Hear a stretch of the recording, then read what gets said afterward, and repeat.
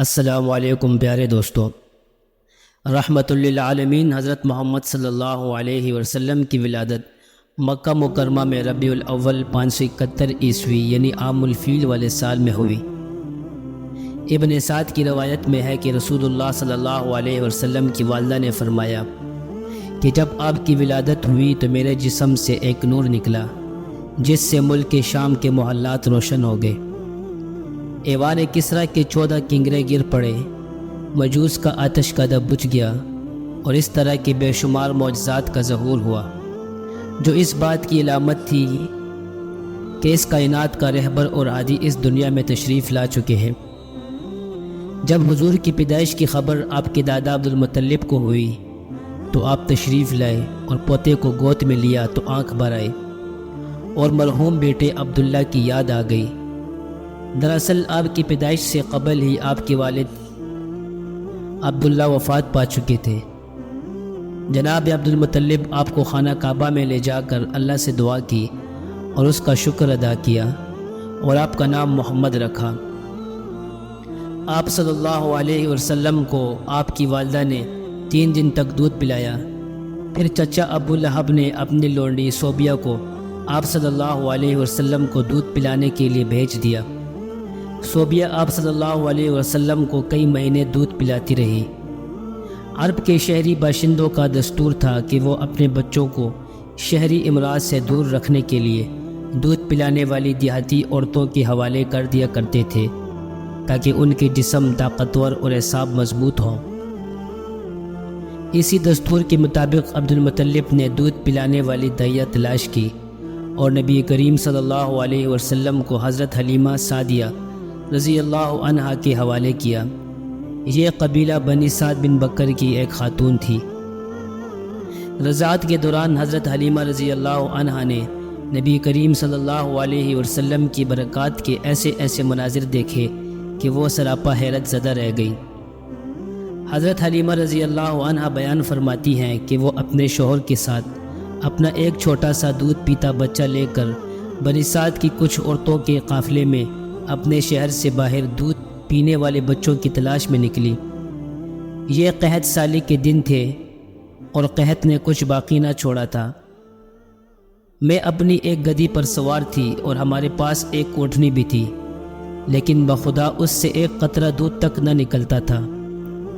ادھر بھوک سے بچہ اس قدر بلک رہا تھا کہ ہم رات بھر سو نہیں سکے تھے، اور نہ میرے سینے میں بچے کے لیے کچھ تھا اور نہ اونٹنی اس کی خوراک دے سکتی تھی۔ بس ہم بارش اور خوشحالی کی آس لگائے بیٹھے تھے۔ میں اپنی گدھی پر سوار ہو کر چلی تو وہ کمزوری اور دبلے پن کے سبب اتنی سست رفتار نکلی کہ پورا قافلہ تنگ آ گیا۔ خیر کسی نہ کسی طرح دودھ پینے والے بچوں کی تلاش میں مکہ پہنچ گئے۔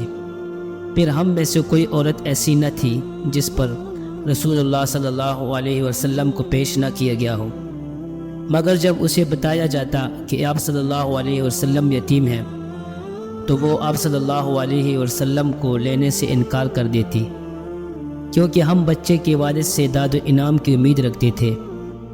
ہم کہتے کہ یہ تو یتیم ہے، بھلا اس کی بیوہ ماں اور اس کے دادا کیا دے سکتے ہیں۔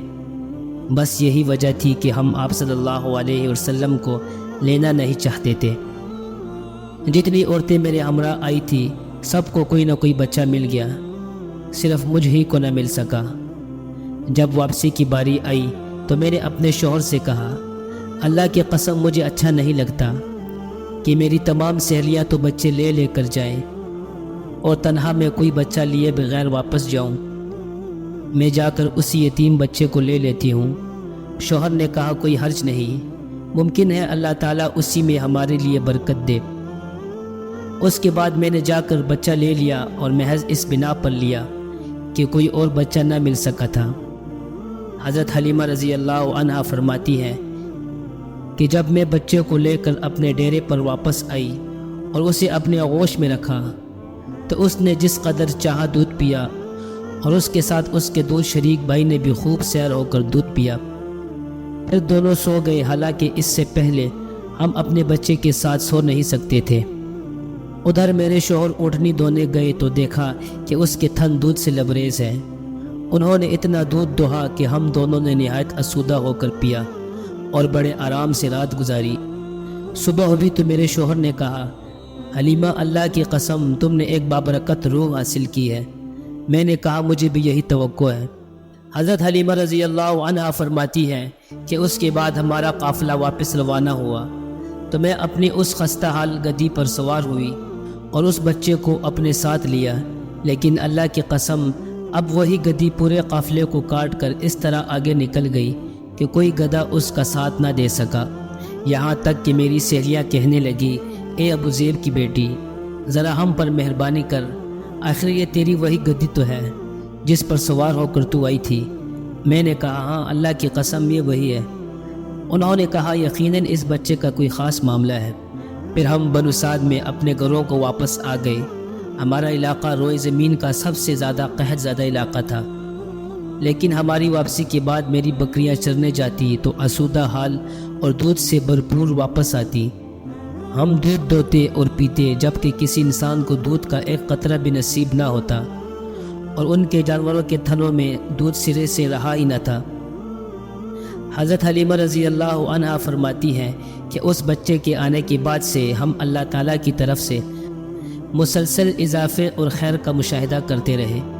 حضور صلی اللہ علیہ وسلم نے ابتدائی عمر کے 4 سال حضرت حلیمہ رضی اللہ عنہا کی گود میں ان کے خاوند حارث کے کندھوں پر اور ان کی بیٹی شیما کے ساتھ کھیل کود میں گزارے۔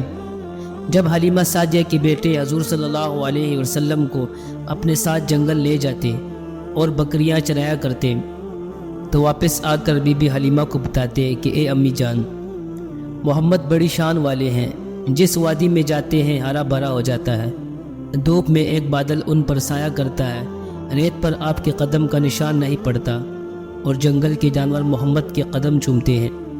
ایک روز آپ کے دودھ شریک بھائی دوڑتے ہوئے حلیمہ سعدیہ کے پاس آئے اور بتایا کہ 2 آدمیوں نے محمد کا پیٹ چاک کر دیا ہے۔ بی بی حلیمہ کے حواس باختہ ہو گئے اور وہ اپنے شوہر کے ساتھ دوڑتی ہوئی وہاں پہنچے تو دیکھا کہ حضور صحیح سلامت کھڑے تھے۔ جب حضور سے پوچھا گیا کہ آپ کو کیا ہوا تھا تو حضور صلی اللہ علیہ وسلم نے بتایا کہ سفید کپڑے والے 2 آدمی آئے تھے، انہوں نے مجھے لٹا کر میرا سینہ چاک کر دیا اور اس کے اندر سے ایک خون کا لوتھڑا نکالا، پھر اسے ایک سونے کے تشت میں رکھ کر آب زمزم سے دھویا اور پھر اسے اسی طرح اپنی جگہ رکھ کر سینہ بند کر دیا۔ یہ سن کر بی بی حلیمہ بہت گھبرا گئی اور آپ صلی اللہ علیہ وسلم کو واپس مکہ لے جانے کا ارادہ کیا۔ پھر بی بی حلیمہ آپ صلی اللہ علیہ وسلم کو واپس مکہ لے آئی اور آپ کی والدہ بی بی آمنہ کے سپرد کر دیا۔ آپ صلی اللہ علیہ وسلم جب 6 سال کے ہوئے تو حضرت آمنہ رضی اللہ عنہا کا ارادہ ہوا یعنی مدینہ منورہ کا پرانا نام جا کر ان کی قبر کی زیارت کریں۔ چنانچہ وہ اپنے یتیم بچے محمد صلی اللہ علیہ وسلم، اپنی خادمہ ام ایمن اور اپنے سرپرست عبد المطلب کے ہمراہ کوئی 400 کلومیٹر کی مسافت طے کر کے مدینہ تشریف لے گئی اور وہاں 1 ماہ تک قیام کر کے واپس ہوئی، لیکن ابھی اثناء راہ میں تھیں کہ بیماری نے آ لیا۔ پھر یہ بیماری شدت اختیار کرتی گئی، یہاں تک کہ مکہ اور مدینہ کے درمیان ایک مقام پر پہنچ کر انتقال کر گئی۔ کم سن محمد صلی اللہ علیہ وسلم ایک مرتبہ پھر دنیاوی اعتبار سے بے یار و مددگار رہ گئے۔ بوڑھے عبد المطلب اپنے پوتے کو لے کر مکہ پہنچے۔ ان کا دل اپنے اس یتیم پوتے کی محبت و شفقت کے جذبات سے لبریز تھا، کیونکہ اب اسے ایک نیا زخم لگا تھا جس نے پرانے زخموں کو کرید دیا تھا۔ عبد المطلب کے جذبات میں پوتے کے لیے ایسی شفقت تھی کہ ان کی اپنی حقیقی اولاد میں سے بھی کسی کے لیے ایسی شفقت نہ تھی۔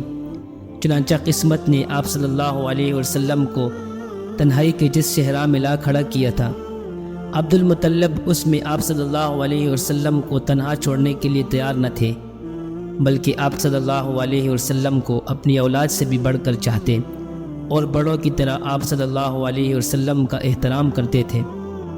آپ صلی اللہ علیہ وسلم کی عمر ابھی 8 سال 2 مہینے 10 دن کی ہوئی تھی کہ حضور صلی اللہ علیہ وسلم کے نازک دل کو ایک اور ٹھیس لگی اور دادا عبد المطلب کا 82 سال کی عمر میں مکہ میں انتقال ہو گیا۔ دادا وفات کے وقت اپنے یتیم پوتے کو اپنے بیٹے ابو طالب کے حوالے کر گئے، جو آپ صلی اللہ علیہ وسلم کے والد عبداللہ کے سگے بھائی تھے۔ ابو طالب پختہ عمر کے تھے، ان کی شادی عرصہ ہوا فاطمہ بنت اسد سے ہو چکی تھی، لیکن اس وقت ان کا صرف ایک ہی کم سن بچہ طالب تھا۔ بعد میں انہی سے دوسرے بہن بھائیوں کے ساتھ بالترتیب حضرت علی رضی اللہ عنہ بھی پیدا ہوئے۔ دونوں میاں بیوی نے بھتیجے کو ہاتھوں ہاتھ لیا اور حقیقی بیٹے کی طرح پرورش کرنے لگے۔ حضور صلی اللہ علیہ وسلم کو ماں کی لٹی ہوئی ممتا ہی نہیں، باپ کا پیار بھی مل گیا اور کھیلنے کے لیے ایک چھوٹا سا بھائی بھی۔ کم سن محمد صلی اللہ علیہ وسلم کی زندگی کا نیا دور شروع ہو چکا تھا۔ ابو طالب کا مختصر گرانا، چچا کا محبت بھرا سلوک، چچی کا ماں کا سب پیار، اور اپنے سے چند سال کم عمر ننھا طالب کھیلنے، دن بھر بکریوں کی رکھوالی، جنگل میں انہیں چراتے رہنا اور اونٹوں کی مہار پکڑنا، بکری کے بچوں سے پیار کرنا، گھر کے چھوٹے موٹے کام کر دینا۔ اس عمر میں اور اس ماحول میں اس کے سوا اور کیا مشاغل ہو سکتے تھے؟ روایت ہے کہ جب وہ مکہ آئے تو قریش کے لوگ ابو طالب سے کہہ رہے تھے کہ وادی قحط کا شکار ہے، بال بچے فاقے کی زد میں ہیں، چلیے بارش کی دعا کیجیے۔ ابو طالب ایک بچہ ساتھ لے کر باہر تشریف لائے۔ بچہ انتہائی پر نور معلوم ہوتا تھا۔ اس کے ارد گرد اور بھی بچے تھے۔ ابو طالب نے محمد صلی اللہ علیہ وسلم کا ہاتھ پکڑ کر ان کی پیٹھ کعبے کی دیوار سے ٹیک لگا دی۔ آپ صلی اللہ علیہ وسلم نے ان کی انگلی پکڑ رکھی تھی۔ اس وقت آسمان پر بادل کا ایک ٹکڑا بھی نہ تھا، لیکن دیکھتے ہی دیکھتے ادھر ادھر سے بادلوں کی آمد شروع ہو گئی اور ایسی دھواں بارش ہوئی کہ وادی میں سیلاب آ گیا اور شہر و بیاباں شاداب ہو گئے۔ بعد میں ابو طالب نے اسی واقعے کی طرف اشارہ کرتے ہوئے محمد صلی اللہ علیہ وسلم کی تعریف میں کہا تھا، وہ سب صورت ہے، ان کے چہرے سے بارش کا فیضان طلب کیا جاتا ہے، یتیموں کے ماوا اور بیواؤں کے محافظ ہے۔ آپ صلی اللہ علیہ وسلم کی عمر جب 12 سال کی ہوئی تو ابو طالب آپ صلی اللہ علیہ وسلم کو ساتھ لے کر ملک شام کے سفر پر نکلے اور بصرہ پہنچے۔ بصرہ شام کا ایک مقام اور حران کا مرکزی شہر ہے۔ اس شہر میں ایک راہب رہتا تھا۔ جب قافلے نے وہاں پڑاؤ ڈالا تو یہ راہب اپنے گرجے سے نکل کر قافلے کے اندر آیا اور اس کی میزبانی کی، حالانکہ اس سے پہلے وہ کبھی اپنے گرجے سے نہیں نکلا تھا۔ اس نے رسول اللہ صلی اللہ علیہ وسلم کو آپ کے اوصاف کی بنا پر پہچان لیا اور آپ صلی اللہ علیہ وسلم کا ہاتھ پکڑ کر کہا، یہ سید العالمین صلی اللہ علیہ وسلم ہے اور اللہ تعالیٰ نے انہیں رحمت للعالمین بنا کر بھیجا ہے۔ ابو طالب نے کہا، آپ کو یہ کیسے معلوم ہوا؟ اس راہب نے کہا، تم لوگ جب گھاٹی کے اس جانب نمودار ہوئے تو کوئی بھی درخت یا پتھر ایسا نہیں تھا جو سجدے کے لیے جھک نہ گیا ہو، اور یہ چیزیں انبیاء علیہ السلام کے علاوہ کسی انسان کو سجدہ نہیں کرتی، پھر میں انہیں مہر نبوت سے پہچانتا ہوں۔ اس کے بعد اس راہب نے ابو طالب سے کہا کہ انہیں ملک شام نہ لے جاؤ، کیونکہ یہود سے خطرہ ہے کہ کہیں وہ انہیں کوئی نقصان نہ پہنچائے۔ اس پر ابو طالب نے آپ صلی اللہ علیہ وسلم کو مکہ واپس بھیج دیا۔